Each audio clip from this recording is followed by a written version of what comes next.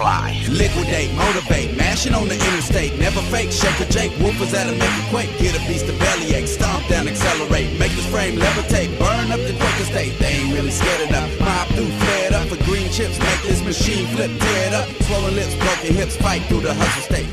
MX Superfly is THQ's follow-up to MX 2002 featuring Ricky Carmichael, which came out last year for the PlayStation 2 and Xbox. The game is currently available for the PS2 and the GameCube, and it will be coming out on the Xbox later this fall. The game basically stays pretty close to MX 2002.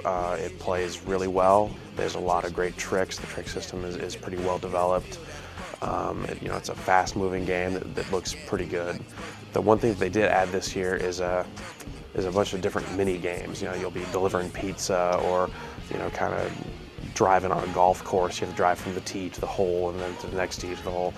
And some of these mini games are pretty good. Like basically the ones they had in last year's game, like the bus jump and step up.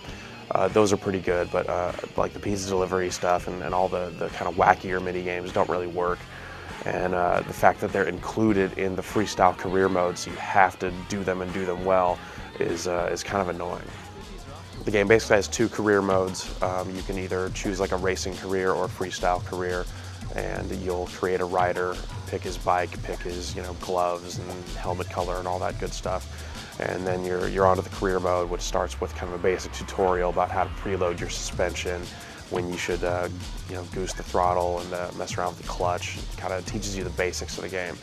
This year the preload suspension meter is on screen, which is really useful for kind of figuring out how high you're going to pull off of jumps, and basically kind of gauging where you're going to land.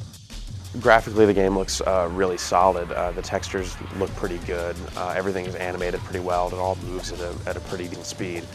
The PlayStation 2 version of the game, looks, like a step up from last year's game. And the GameCube version, of course, there was no GameCube version last year, so it's kind of the first motocross effort on the system, and it looks really sharp. The texture quality is really nice, and the riders look fantastic. The game also sounds really good. The sounds of all these dirt bikes with their loud exhausts and stuff, it comes across really well. Everything kind of has a real deep, throaty sound to it. You'll hear like different terrain types when you're riding over them. And the game has a really kind of eclectic soundtrack featuring a lot of different artists. There's some rap stuff like Souls of Mischief, Dell, and The Coup, who provides the title track.